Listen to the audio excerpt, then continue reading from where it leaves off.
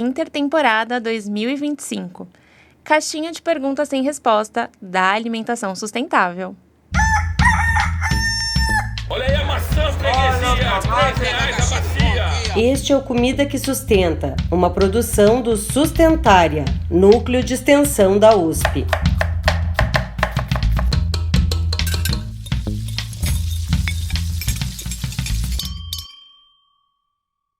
Olá, olá! Deu tempo de sentir saudade da gente? Pois já estamos de volta. Seja muito bem-vinda e muito bem-vindo ao primeiro episódio da Intertemporada 2025. Eu sou a Pamela de Cristine e conto a vocês que nessa intertemporada do Comida que Sustenta, vamos trazer um pouquinho do que rolou no curso de verão Sustentária 2025, no formato Pílula, bem rapidinho e com reflexões muito bacanas, do jeito que a gente adora. Para você que nos acompanha nas redes sociais, eu não preciso nem falar a delícia que foi estar com tantas das nossas ouvintes pessoalmente na Faculdade de Saúde Pública da USP em fevereiro deste ano.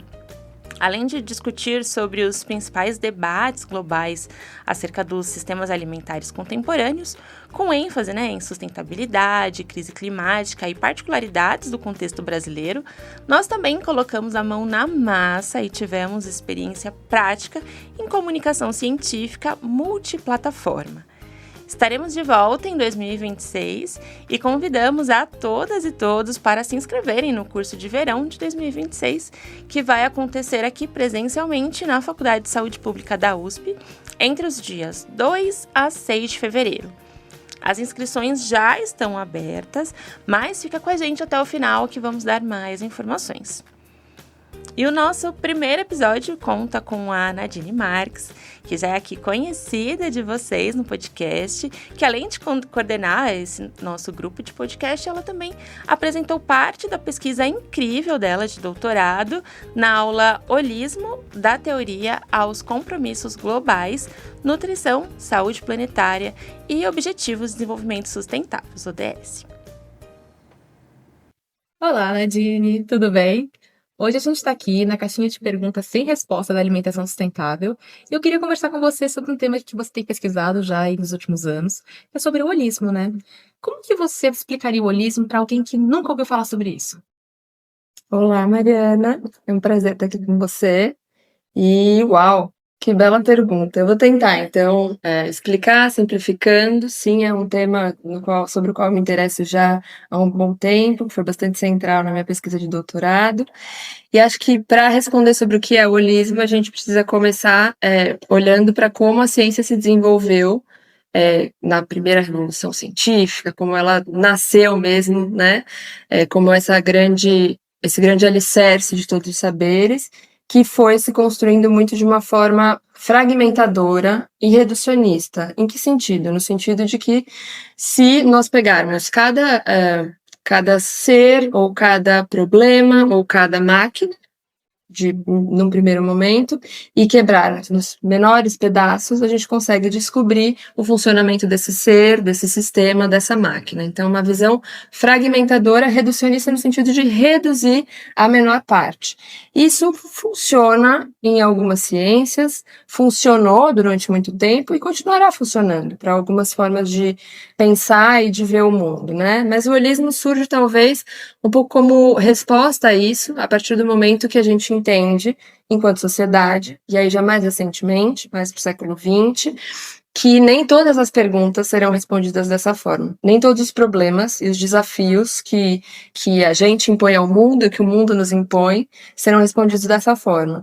Então, olhar dessa forma fragmentadora vai funcionar, e ela também nos leva a construir disciplinas, por exemplo, disciplinas científicas, né, ou nas quais a gente trilha determinados caminhos e trabalha dentro de certas visões de mundo, fragmentando, sempre dentro dessa fragmentação.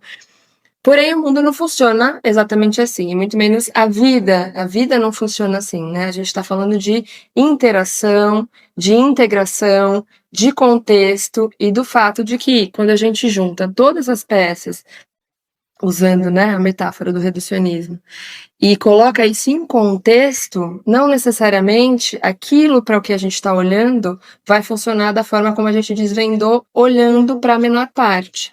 Então, o funcionamento vai ser muito maior muitas vezes. Ele vai ser impalpável muitas vezes. E aí a gente precisa olhar de forma ampliada para isso, situando no contexto, analisando o contexto, dando o valor necessário e importante para esse contexto, atuando a partir do olhar da transdisciplinaridade, então quebrando essa fragmentação, né? Quebrando essas paredes entre disciplinas e trazendo diferentes formas de conhecimento, né? E lógicas de produção de conhecimento para conseguir acessar essas perguntas e esses problemas e respondê-los da melhor forma. Então, acho que a ampliação do olhar, da atuação e mesmo de como enxergar a complexidade de cada um desses problemas é uma marca do holismo, mesmo que muitas vezes, a partir desse olhar ampliado, a gente vá atuar em algo um pouco mais micro, né? Mas chamando, convocando diferentes conhecimentos, diferentes disciplinas, diferentes lógicas e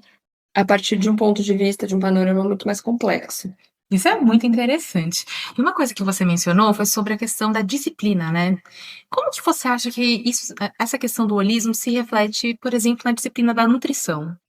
Pois é, a disciplina da nutrição, enquanto disciplina científica, mas também enquanto espaço de formação e de atuação, né, ela se conformou não tem tanto tempo assim, então, como disciplina de fato ao longo do século XX, apesar de já ter alguns caminhos sendo trilhados desde o século XVIII, digamos assim, e ela se conformou no sentido de ser posta em forma mesmo, ao longo desse século, muito baseada na medicina, na biomedicina, e nesses preceitos de olhar para os problemas a partir do ponto de vista da doença. Então, qual é o problema deste ser vivo, né, essencialmente o ser humano, no sentido de qual é essa doença, essa patologia, como é que a gente resolve, e aí como é que a gente resolve, principalmente a partir do nutriente, colocando ele mais ou menos no mesmo lugar do medicamento, né? Então, essa forma de atuação e de formação, a gente foi bebendo, enquanto disciplina científica, foi bebendo muito da fonte da medicina, e que também, em certa medida, funcionou e funciona, mas aí a gente vai se deparando com questões do nosso tempo, de entender que olhar para o nutriente, para o alimento e para o corpo humano, né, e apenas para essa relação, então qual é o nutriente que tem dentro daquele alimento que vai fazer efeitos dentro do corpo humano, como é que se dá essa interação essencialmente, e ponto final, é pouco, é insuficiente, é reducionista de novo, e é fragmentador, né? É fragmentado, é uma leitura fragmentada. Então a nutrição foi se descobrindo mais recentemente como uma ciência que precisa também de transdisciplinaridade, precisa também, além do pilar biológico, contemplar os pilares social e ambiental, né? Porque ela vem de outro lugar e ela vai para outro lugar, passando pelo ser humano, mas tocando em muitas outras lógicas, muitos outros seres, né? E perpassando todos eles, causando consequências também sobre todos eles. Então, ela vem dessa lógica bastante reducionista, que tem sido nomeada como nutricionismo, que é esse reducionismo nutricional, né? E vem sofrendo, ainda bem, uma ampliação de lógica, de visão de mundo, de forma de atuação e dentro da formação também desses profissionais e aí no fazer científico e no fazer cotidiano, enfim, a partir dessa formação profissional. É muito interessante ver essa abertura, eu fico muito feliz de ver essa formação do nutricionista como tendo essa porta de entrada mesmo para você debater diferentes aspectos, né, da alimentação, que em si é um conceito muito multidimensional. Eu queria que você também, não sei, comentasse, assim, pra gente também, como que seria esse debate da multidisciplinaridade, da transdisciplinaridade que você mencionou, como se reflete na pesquisa científica, por exemplo.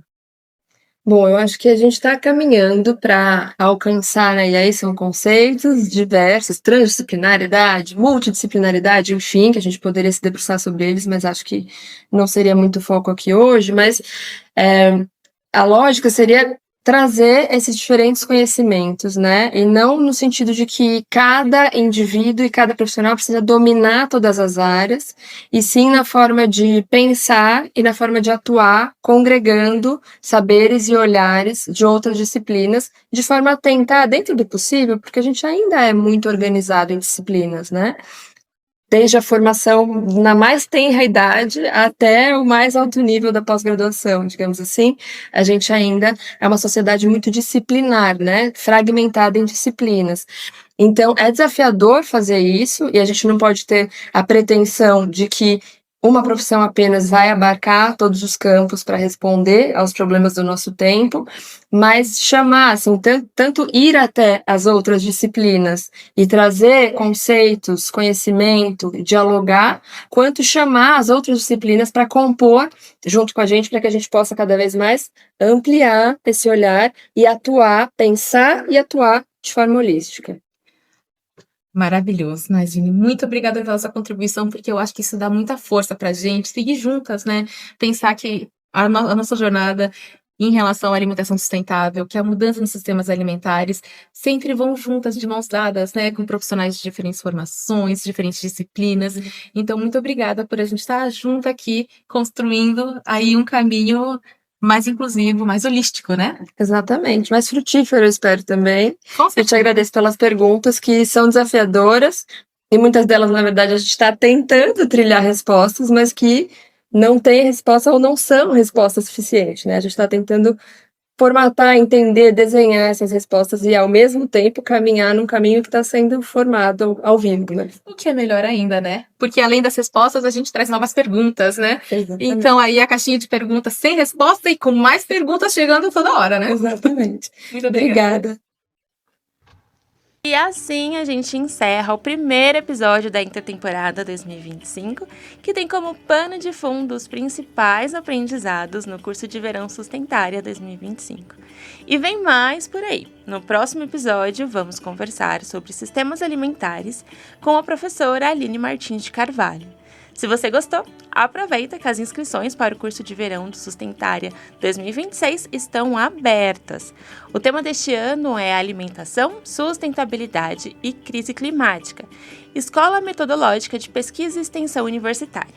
Ou seja, vamos explorar as diversas metodologias por trás de algumas das pesquisas de excelência que desenvolvemos no Sustentária e também abordamos aqui no podcast.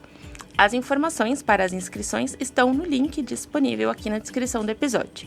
O curso será presencial, então vocês poderão conhecer onde a magia do podcast acontece. Corre lá para garantir sua vaga, que as inscrições estão abertas até o dia 12 de dezembro. E se você perdeu algum episódio das nossas temporadas anteriores, não se preocupe. Eles estão todos disponíveis no nosso site, no Spotify e no YouTube. Então, pegue os seus fones de ouvido e venha se deliciar com mais conteúdo. Te espero no próximo episódio, hein? Até lá! Comida que Sustenta é uma produção do Sustentária. Para ouvir todos os episódios, nos siga no Spotify, no YouTube ou acesse sustentaria.com.br. Quem coordenou essa produção foi a Nadine Marques e a Mariana Raziueta. A apresentação foi minha, Pamela de Cristi.